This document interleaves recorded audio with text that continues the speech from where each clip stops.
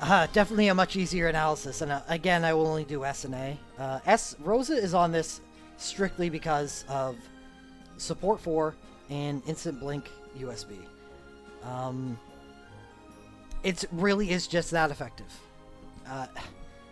And I know it seems weird. We're so used to the powerful healer bursts being what defines a good healer, but Rosa has a good burst soul break. It just pales in comparison to her USB, which is instantaneous Kuraka Medica with magic blink on it, and what is the other?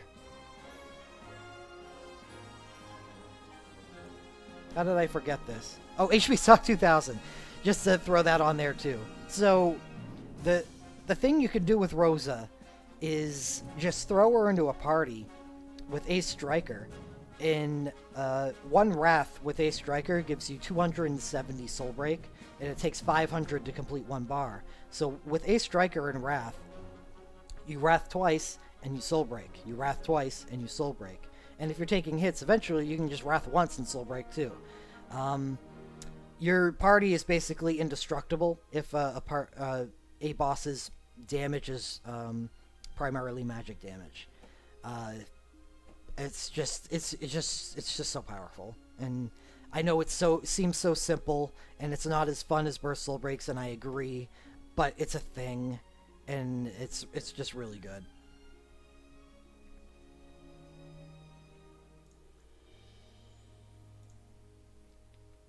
And remember that Rose's Burst Soul Break is still good. It is still good. No.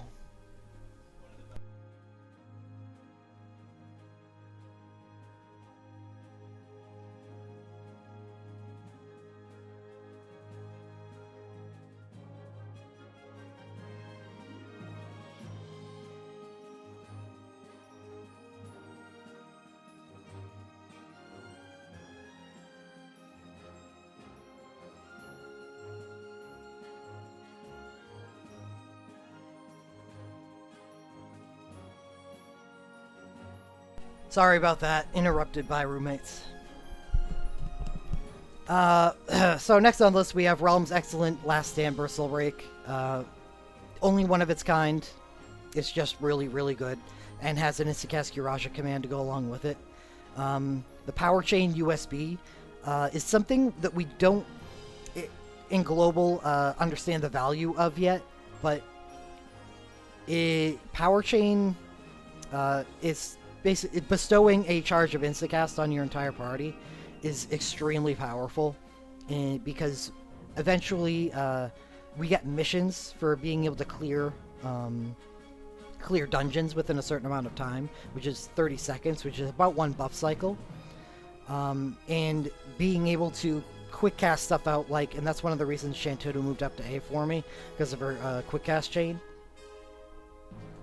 But people like Noctis and Realm that can give the power chain status to the entire party, and Raijin too, are definitely benefited, and Realm has it on her excellent USB, which appears on an excellent banner, the Celeste Sabin Banner 1.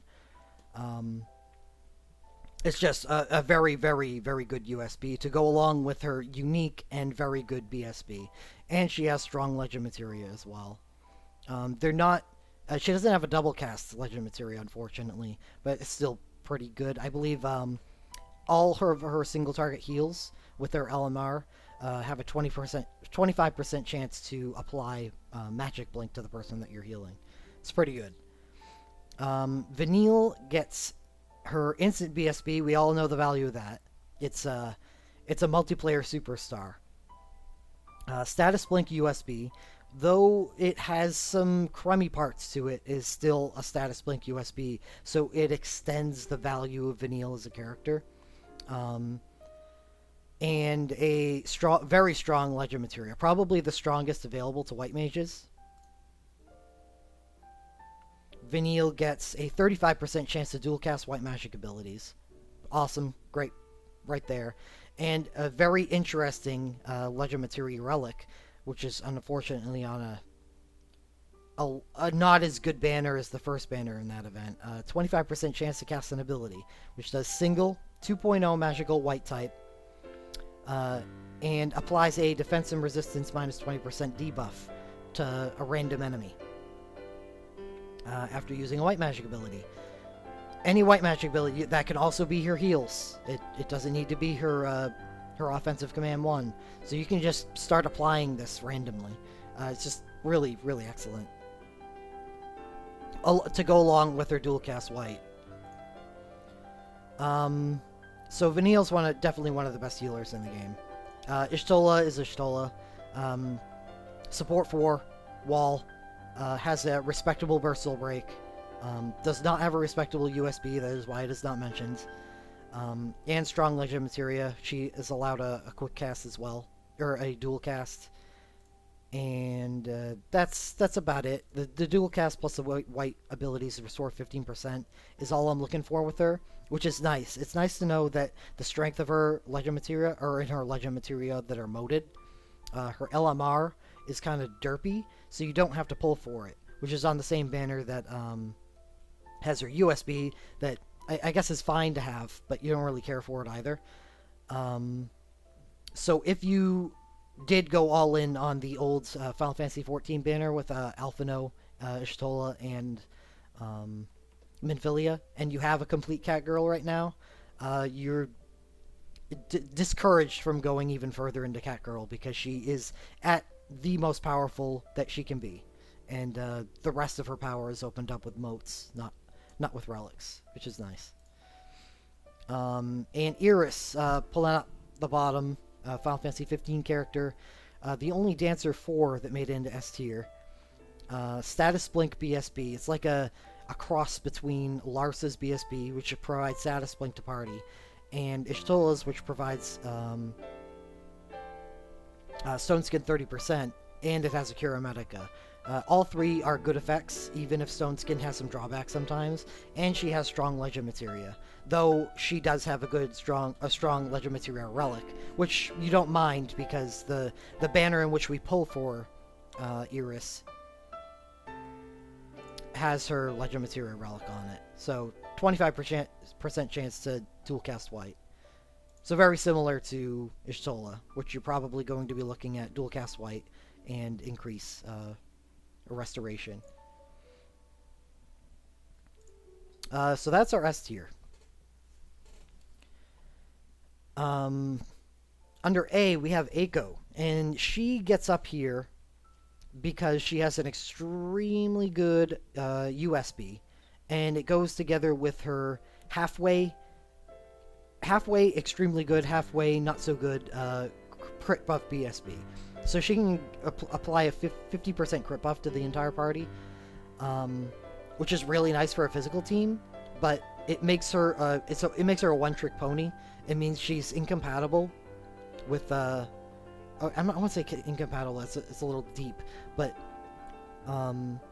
loses a lot of her effectiveness as a healer with her burst soul break on a mage team, because it is just a Curaga Medica on cast and doesn't have an insta-cast command or anything in the commands.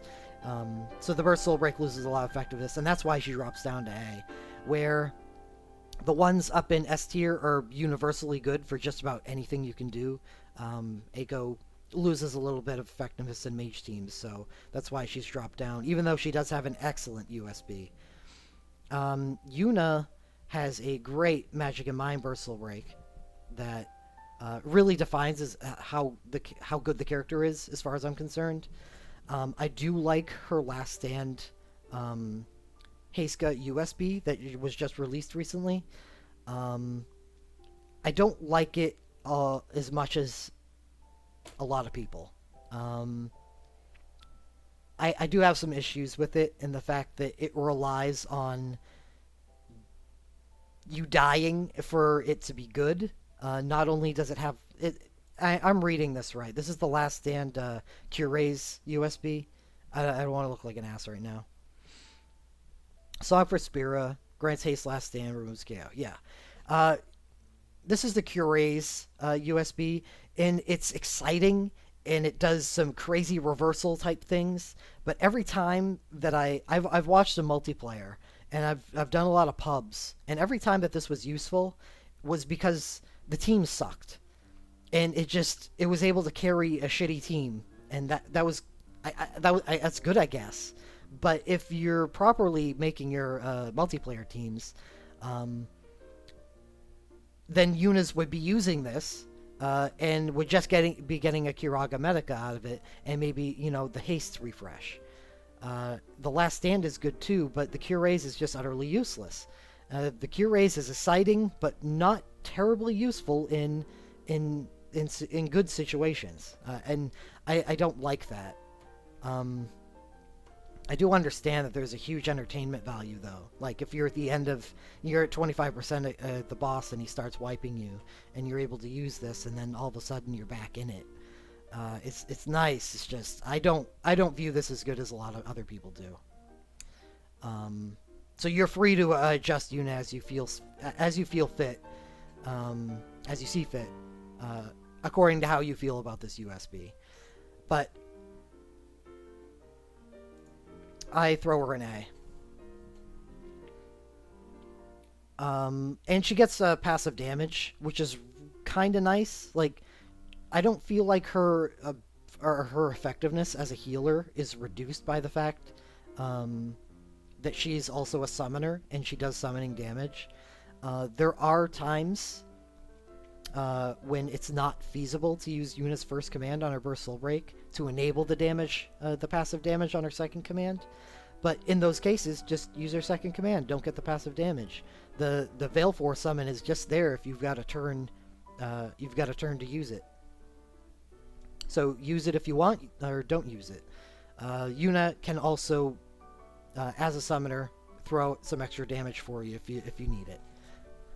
And being a Magic Mind Burst Soul Break, that means you're probably going to be using her with mage teams, and magic buffs should allow Yuna to use Tiamat pretty effectively. So that's something to think about. Now we got Aphmau, the Final Fantasy XI character that is unreleased as of yet. Very good. Very, very good. Again, with a power chain USB, and this is probably what makes him so strong, because otherwise it's just it's a very similar burst to what Yuna brings out. The power chain plus Heiska makes this an extremely powerful USB for a bunch of different applications, including speed clearing.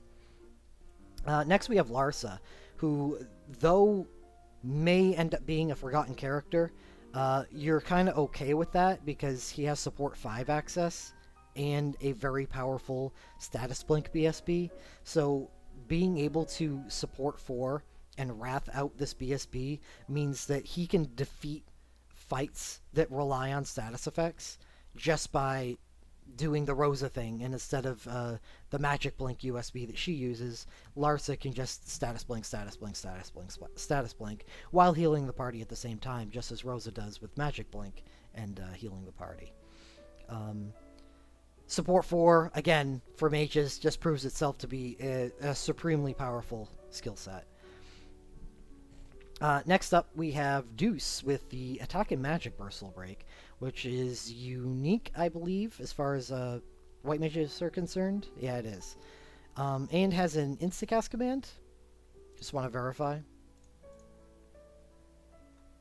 Deuce does have the Instacast Kiraja.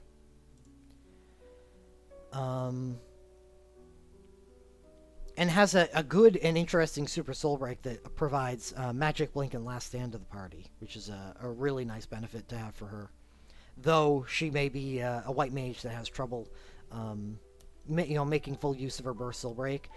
Being a white mage, she doesn't necessarily have to use her Burst Soul Break to be effective. You could, in situations, probably just find a way to use her Super Soul Break, and she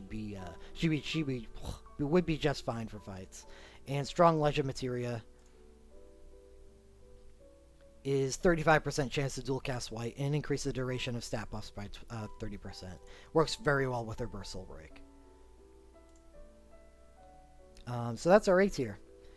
B and below I want to make a little note about Arc. Arc does, but in between when I made this banner and um, now, in a Final Fantasy III event has been released, and Arc has gotten a new Burst Soul Break 2. It is completely offensive white, so it's not going to be featured that much, but it did bring him from a C to B. I considered that the fact that he has that offensive potential as well as the healer Burst Soul Break 1, which not great at healing, is still a healer Burst Soul Break. And this instant power physical blink Super Soul Break and strong legend materia that he gets in the new event as well bumped him up to B. Then you get your offensive white mages and Ovelia with whose strength is probably in her USB, plus 100% resistance in Last Stand.